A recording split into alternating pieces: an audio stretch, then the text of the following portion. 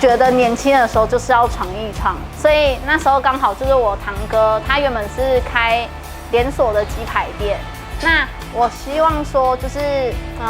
可以从他那边学到一点技术，那他自己也有稍微改良过，那我跟他学了以后，我就决定我也要自己改良，变成我自己的东西。就那时候还蛮辛苦，就每天都一直在试我们的那个就是配方啊，因为就想要变得很特别，变独家。就像我们的熟客好了，我们的老客人其实都很多人是以前不吃炸的，但他们会吃我们的东西，是因为我们很要求食物的原味。即便你今天吃我们的鸡排，虽然说我们腌料味是有那个香味，但我们一定是吃得到它的肉香，我们吃得到其他的东西，我们的皮没有任何添加其他的东西。对，所以我们是想要给客人吃到一种今天在家里吃东西的感觉。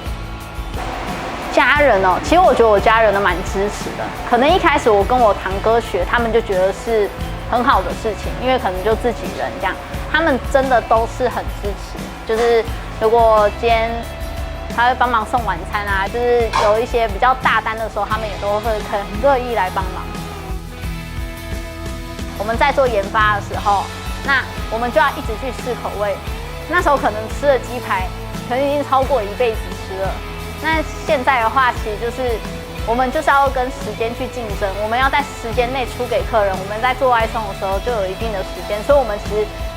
有时候做外送的时候压力很大，但是客人吃到的时候，我们又觉得看着他这样很开心。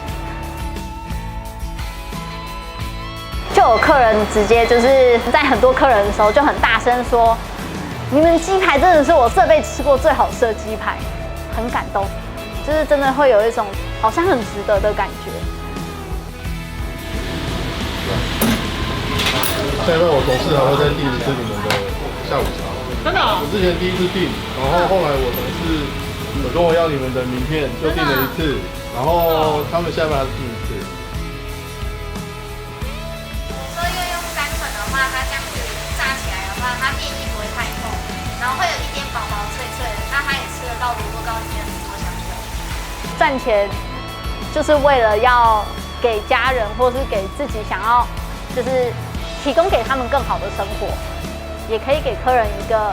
例如说很好吃的食物，很干净、很卫生的食物。